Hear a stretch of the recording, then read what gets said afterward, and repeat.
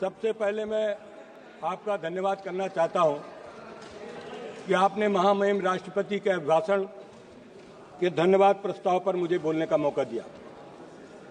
मानवर, इस सदन में बोलते हुए सबसे पहले मैं महाकुंभ में हुई दुखद घटना को स्मरण करना चाहता हूं। उन सभी श्रद्धालुओं और भक्तों को मेरी भावपूर्ण श्रद्धांजलि।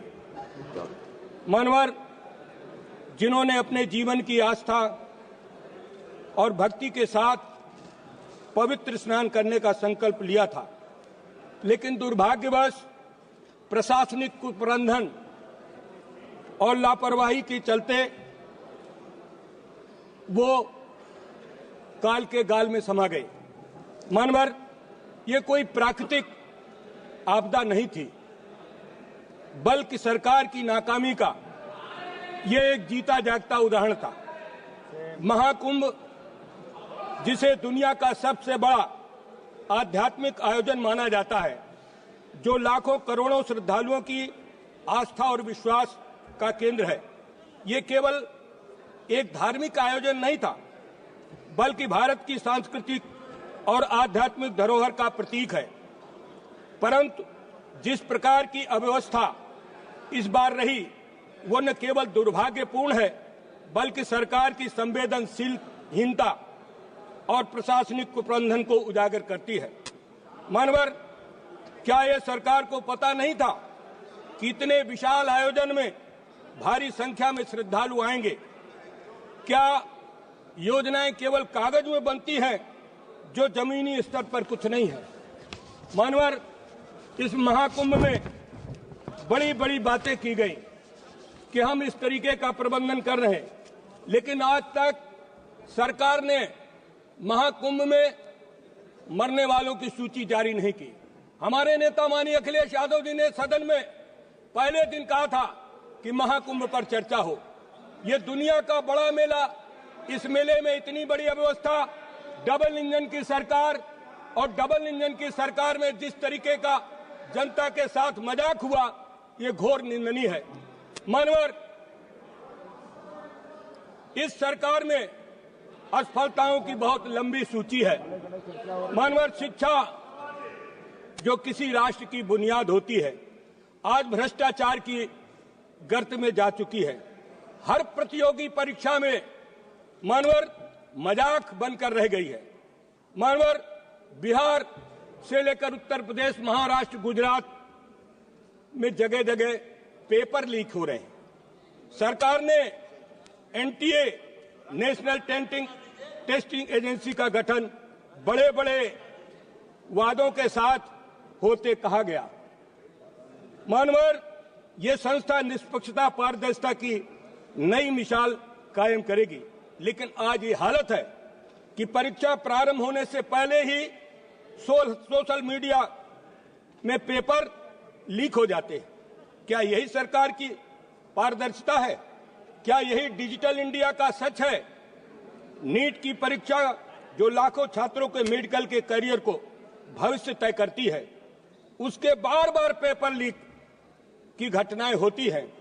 मानवल, रेलवे भर्ती, एसएससी की परीक्षा, यूजीसी, नेट, कोई भी परीक्षा इस सरकार की अक्षमता से बच नहीं पाई है। एनटीए को स्थापित करने पर सरकार ने जो बड़े बड़े दावे किए थे, वो मानवर खोखले निकले।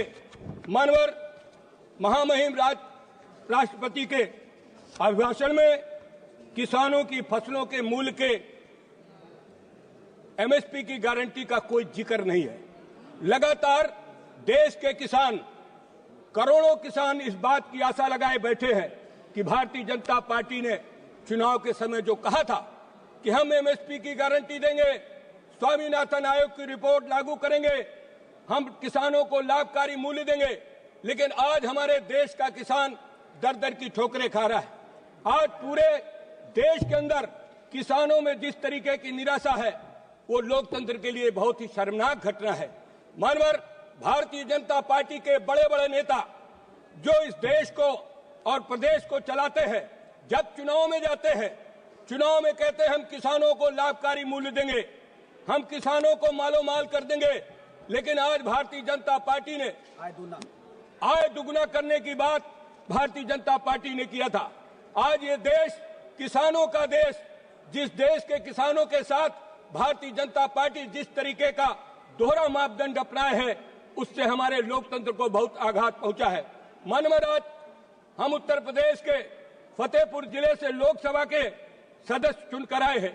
हमारे नेता अखिलेश यादव जी ने अपने जमाने में किसानों को खाद, बीज, कीटनाशक दवाओं का लगातार प्रबंध किया था, लेकिन आज उत्तर प्रदेश में अभी बुआई के समय खाद की जितनी बड़ी किल्लत हुई, डीएपी मिली नहीं, यूरिया ब्लैक में मिल रही है, किसानों को पानी नहीं मिला, लेकिन भारतीय जनता पार्टी ने इस पर कोई ध्यान नहीं दिया।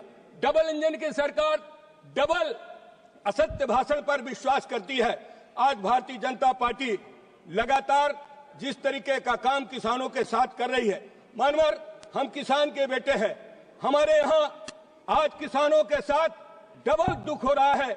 मानवर, हमारे जिले में, हमारे प्रदेश में छुट्टा जानवरों से किसानों की फसलें बर्बाद हो जाती है, लेकिन वो हमारे किसानों की फसलों को फसल बीमा के अंतर्गत उनको कोई लाभ नहीं मिलता है। मानवर, इसका जिक्र इस हमारे जो महामहिम राष्ट्रपति का भाषण है, इस पर इसका कोई भी जिक्र नहीं है। मानवर, किसान बीमा की दुर्घटना की शुरुआत समाजवादी पार्टी के समय में हमारी पार्टी के संस्थापक स्वर्गीय मुलायम सिंह यादव जी ने किया था।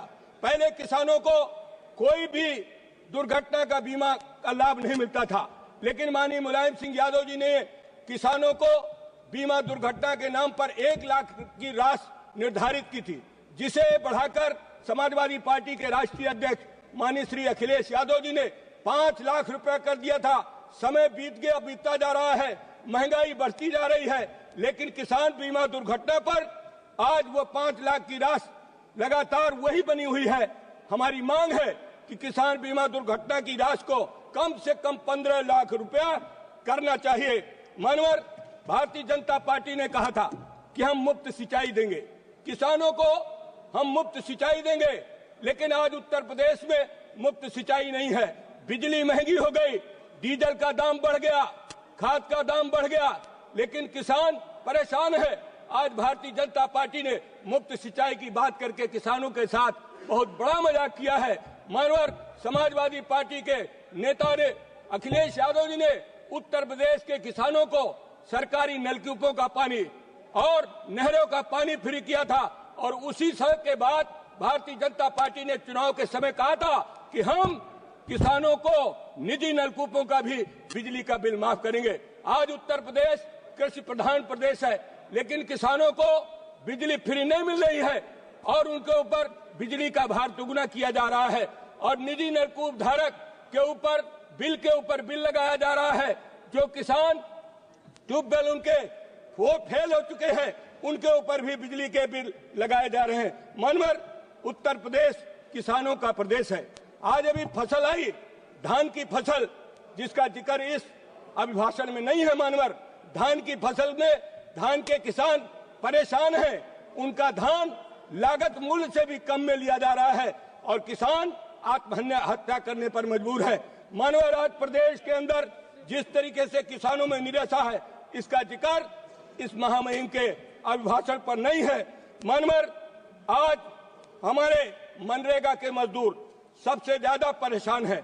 मनरेगा की मजदूरी उनको समय से मिलती नहीं है और न उनकी आज तक मजदूरी बढ़ाई गई है।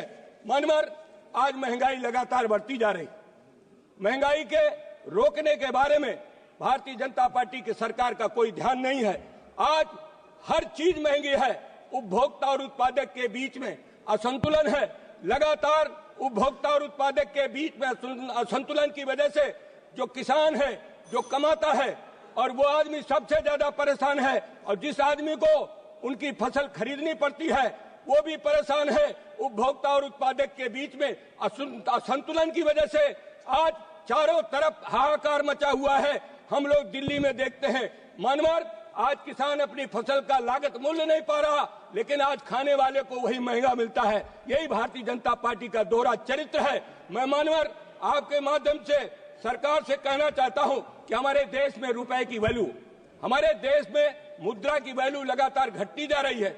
हमारा रुपया बहुत ही कमजोर है। इसकी मजबूती के लिए भी इस महामहिम के भाषण में इसका कोई भी जिक्र नहीं है। और लगातार हमारे देश में विदेशी कर्ज मानवर बढ़ रहा है, विदेशी कर्ज बढ़ रहा है। विदेशी कर्ज कैसे कम हो, इसका भी इस महामहिम के भाषण में इसका भी कोई जिक्र नहीं है।